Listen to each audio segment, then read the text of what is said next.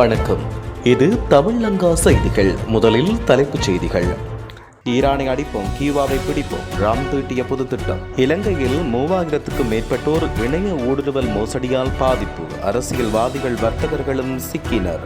பொருளாதார நெருக்கடியில் சிக்கி தவிக்கும் இலங்கை. அத்தியாவசிய பொருட்களின் விலைகள் அதிகரிக்கப்படுமா? வாகன இறக்குமதி தொடர்பில் வெளியானது முக்கிய அறிவித்தல். அஸ்வசம குறித்து வெளியானது தகவல். எரிபொருள் விலை அதிகரிப்பு. கருப்பை வாய்ப்புற்று நோக்கி முற்றுப்புள்ளி. மருத்துவ உலகில் புதிய சாதனை. குழந்தையின்மைக்கு முற்றுப்புள்ளி. விந்தணுக்களை கண்டறிய உதவும் புதிய AI தொழில்நுட்பம். ஈரானுடனான போர் குறித்து ட்ரம்ப் வெளியிட்டுள்ள அதிரடி அறிவிப்பு. தங்கத்தின் விலையில் அதிரடி மாற்றம். ஹார்முஸ் நீரிணையில் ஈரானின் புதிய விதிகள். மக்களுக்கு அவசர எச்சரிக்கை. பணம் மற்றும் நகை குறித்து அறிவுறுத்தல். சூடான் துணை ராணுவ நடத்திய ட்ரோன் தாக்குதலில் பொதுமக்கள் 5 பேர் பலி. இலங்கையில் அண்மை காலமாக அதிகரித்து வரும் கணனி மற்றும் கைத்தொலைபேசி ஊடுருவல் மோசடிகளில் அரசியல்வாதிகள், வர்த்தகர்கள் மற்றும் தொழில் வல்லுநர்கள் உள்ளிட்ட 3000க்கும் மேற்பட்டோர் சிக்கியுள்ளதாக காவல்துறை வட்டாரங்கள் தெரிவித்துள்ளதாக கொழும்பை தளமாக கொண்ட ஊடகம் ஒன்று செய்தி வெளியிட்டுள்ளது. கணனி அறிவு மற்றும் தொழில்நுட்ப விழிப்புணர்வு குறைவாக உள்ளவர்கள் இவ்வாறான மோசடிக்காரர்களின் பிரதான இலக்காக மாறியுள்ளதாகவும் விசாரணைகள் மூலம் தெரிய வந்துள்ளது. அமெரிக்க டாலரின் தளம்ப நிலை, சர்வதேச மோதல்களால் உயர்ந்து வரும் எரிபொருள் விலை மற்றும் அதிகரித்துள்ள மின்சார கட்டணம் என்பன இலங்கையின் நுகர்வோரையும் வர்த்தகர்களையும் ஒருமித்த அழுத்தத்துக்குள் தள்ளியுள்ளன. புறக்கோட்டை வர்த்தகத்துறையினர் மற்றும் நுகர்வோர் தரப்பிலிருந்து திரட்டப்பட்ட தகவல்களின் அடிப்படையில் இறக்குமதியாளர்கள் மற்றும் சில்லறை விற்பனையாளர்கள் மிகவும் குறைந்த லாப வரம்பில் இயங்கி வருவதாக தெரிவிக்கின்றனர். உள்ளூட்டு செலவுகள் அதிகரித்துள்ள போதிலும் கேள்வி குறைவதை தவிர்க்க இறக்குமதியாளர்கள் நஷ்டத்தை சுமக்கின்றனர். குறிப்பாக வெள்ளைப்பூண்டு போன்ற பொருட்களின் 1 கிலோவுக்கு 60 முதல் 70 ரூபாய் வரை நஷ்டம் ஏற்படுவதாகவும் தெரிவிக்கப்படுகிறது.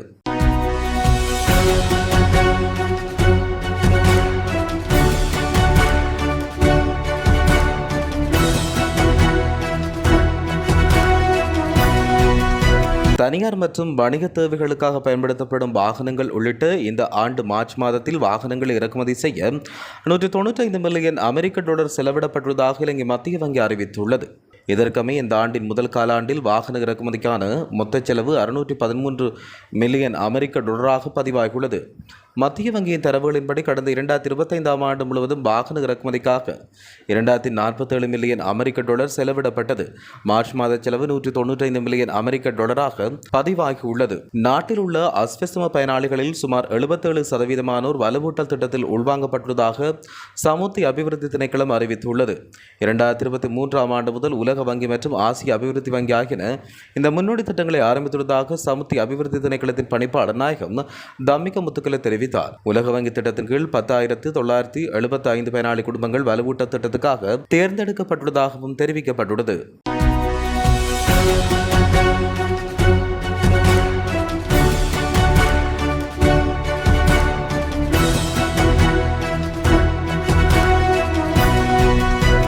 இலங்கை பெட்ரோலிய கூட்டுத்தாபனம் 2026 மே மாதம் 2ஆம் தேதி நள்ளிரவு முதல் அமுலுக்கு வரும் வகையில் எரிபொருளின் விலையில் மாற்றங்களை அறிவித்துள்ளது. புதிய எரிபொருள் விலையின் அடிப்படையில் ஒக்டேன் 92 ரக பெட்ரோல் 12 ரூபாவால் அதிகரிக்கப்பட்டு 1 லிட்டரின் புதிய விலையாக 410 ரூபாய் நிர்ணயிக்கப்பட்டுள்ளது. ஒக்டேன் 95 ரக பெட்ரோல் 15 ரூபாவால் அதிகரிக்கப்பட்டு 1 லிட்டரின் புதிய விலையாக 470 ரூபாய் நிர்ணயிக்கப்பட்டுள்ளது. ஆட்டோ டீசல் 10 ரூபாவால் அதிகரிக்கப்பட்டு 1 லிட்டரின் புதிய விலை 392 ரூபாவாக நிர்ணயிக்கப்பட்டுள்ளது. சூப்பர் டீசல் 15 ரூபாவால் அதிகரிக்கப்பட்டு 1 லிட்டரின் புதிய விலை 458 ரூபாவாக நிர்ணயிக்கப்பட்டுள்ளது. மண்ணெண்ணெய் 1 லிட்டரின் புதிய விலை 265 ரூபாவால் நிர்ணயிக்கப்பட்டுள்ளது. 10 ரூபாவால் மண்ணெண்ணெய் விலை அதிகரிக்கப்பட்டுள்ளது. உலகளவில் பெண்களுக்கு ஏற்படும் புற்றுநோய்களில் 4வது பொதுவான புற்றுநோயாக கருப்பை வாய் புற்றுநோய் உள்ளது. ஆனால் இந்த உயிர்கொல்லி நோயை ஒரு பொது சுகாதார பிரச்சனையாக வரலாற்றில் இருந்து நீக்கும் முதல் நாடாக மாற ஆஸ்திரேலியா தற்போது தயாராகி வருகிறது. ஆஸ்திரேலியா இந்த புற்றுநோய் ஒழிக்க 2 முக்கிய வழிகளை கையாள்கிறது. ஒன்று, தடுப்பூசி திட்டம் மற்றும் மேம்பட்ட பரிசோதனை முறைகள். எனவே பெண்கள் தாமதமாக மாதிரிகளை சேகரிக்கும் வசதியை ஆஸ்திரேலியா அறிமுகப்படுத்தியுள்ளதோடு இது மருத்துவ பரிசோதனைக்கு தயங்கும் பெண்களுக்கு ஒரு வரப்பிரசாதமாக அமைந்துள்ளதாகவும் தெரிவிக்கப்பட்டுள்ளது.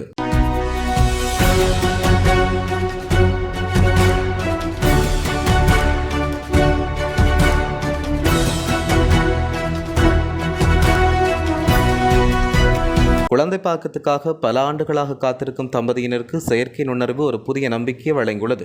விந்தணுக்கள் இல்லை என்று கைவிடப்பட்ட ஆண்களின் உடலில் இருந்து மிக நுணுக்கமான முறையில் விந்தணுக்களை கண்டறிந்து சாதனை படைத்துள்ளது ஸ்டார் அமைப்பு. அமெரிக்காவின் நியூ ஜெர்சியை சேர்ந்த ஃபெனலோப் மற்றும் சாமுவேல் தம்பதியினர் 2.5 ஆண்டுகால போராட்டத்துக்கு பின்னர் தற்போது பெற்றோர்களாக மாறுகின்றனர். சாமுவேலுக்கு கிளைன்பெல்டர் ட்ரோம்ஸ் என்ற மரபணு குறைபாடு இருந்தது. இதனால் விந்து திரவத்தில் விந்தணுக்கள் முற்றிலும் இல்லாத அசுஸ்பெர்மிசா நிலை ஏற்பட்டது. அவர்களுக்கு கொலம்பியா பல்கலைக்கழகத்தின் புதிய AI தொழில்நுட்பம் கைகொடுத்துள்ளதாகவும் தெரிவிக்கப்பட்டுள்ளது. ஈரானுடனான போர் நடவடிக்கைகள் தற்போது நிறைவடைந்துள்ளதாக அமெரிக்க ஜனாதிபதி டொனால்ட் ட்ரம்ப் அந்த நாட்டு காங்கிரசுக்கு அறிவித்துள்ளார். எனவே போர் அதிகார சட்டத்தின் கீழ் நாடாளுமன்ற அமைதியை பெறுவதற்கான காலக்கெடு தமக்கு பொருந்தாதென்றும் அவர் குறிப்பிட்டுள்ளார். அமெரிக்க சட்டப்படி ஒரு ஜனாதிபதி இராணுவ நடவடிக்கை ஆரம்பித்து 60 நாட்களுக்குள் காங்கிரஸின் அனுமதியை பெற்றுக்கொள்ள வேண்டும், இல்லையென்றால் தாக்குதல்களை நிறுத்தப்பட வேண்டும் என்றும் கூறப்பட்டுள்ளது. இதற்கான காலக்கெடு நேற்றுடன் முடிவடைந்த நிலையில் ஜனாதிபதி ட்ரம்ப் காங்கிரஸ் தலைவர்களுக்கு விசேட கடிதம் ஒன்றை அனுப்பியுள்ளதாகவும் தெரிவிக்கப்பட்டுள்ளது.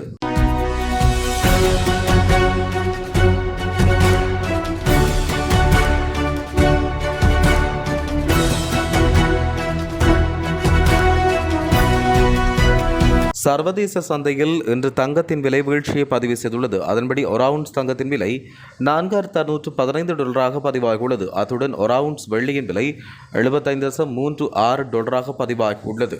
ஹார்முஸ் நீரிணை மற்றும் அரபிக்கடல் வழியாக பயணம் செய்யும் கப்பல்களுக்கு ஈரானின் புரட்சிகர இராணுவத்தின் கடற்படை கட்டளை பணியகம் புதிய விதிகளை விதித்துள்ளது.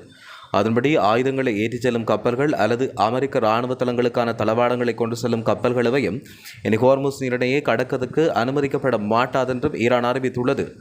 பிராந்திய பாதுகாப்பை உறுதி செய்வதில் அமெரிக்காவுக்கு இனி எந்த இடமும் இல்லை என்று தெஹ்ரானை தளமாக கொண்ட மூலோபாய ஆய்வுக்கான மையத்தின் ஆராய்ச்சியாளர் அலி அக்பர் தாரணி தெரிவித்துள்ளார்.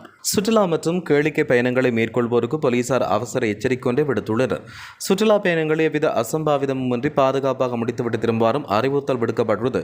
இது தொடர்பான அறிவிப்பில் வாகனங்களை செலுத்துவோர் போக்குவரத்து சட்டங்களை முழுமையாக கடைபிடிப்பதோடு அதிக வேகத்தை தவிர்த்து சோர்வு ஏற்படும் போது ஓய்வெடுக்க வேண்டும் என்றும் அறிவுறுத்தல் விடுக்கப்பட்டுள்ளதாக தெரிவிக்கப்படுகிறது.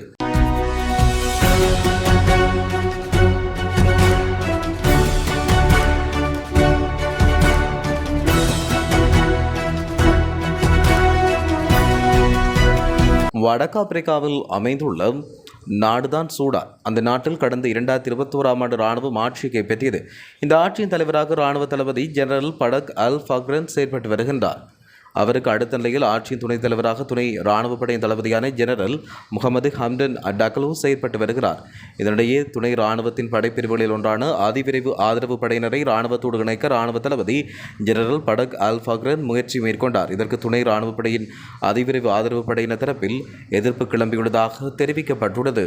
அமெரிக்காவின் புளோரிடாவில் நடந்த ஒரு இரவு விருந்தில் பேசிய அமெரிக்க ஜனாதிபதி டொனால்ட் ட்ரம்ப் ஈரான் போரை முடித்துவிட்டு திரும்பும்போது அமெரிக்க கடற்படை கியூபாவை கைப்பற்றும் என்றும் நகைச்சுவை தெரிவித்தார். ஈரானில் போரிடும் அமெரிக்காவின் மிகப்பெரிய போர்க்கப்பலான USS ஆப்ரஹாம் லிங்கன் நாடு திரும்பும் வழியில் கியூபா நாட்டின் கடற்கரைக்கு அருகே நின்றால் போதும் என்றார். அந்த பிரம்மாண்டமான கப்பலை பார்த்தவுடன் கியூபா அரசாங்கம் மிக்க நன்றி, நாங்கள் சரணடைகிறோம் என்று கூறிவிடும் என்றும் அவர் இதன்போது கிண்டலாக பேசினார். முதலில் ஒரு வேலையை, அதாவது ஈரான் போரை முடிவுக்கு கொண்டு வருவோம், எனக்கு ஒரு வேலையை முழுமையாக முடிப்பதுதான் பிடிக்கும் என்றும் அவர் மேலும் குறிப்பிட்டுள்ளார். இதே நாளில் கியூபா மீது எரிசக்தி மற்றும் இராணுவ ரீதியான பல புதிய பொருளாதார தடைகளை டொனால்ட் ட்ரம்ப் விதித்துள்ளதாகவும் தெரிவிக்கப்பட்டுள்ளது.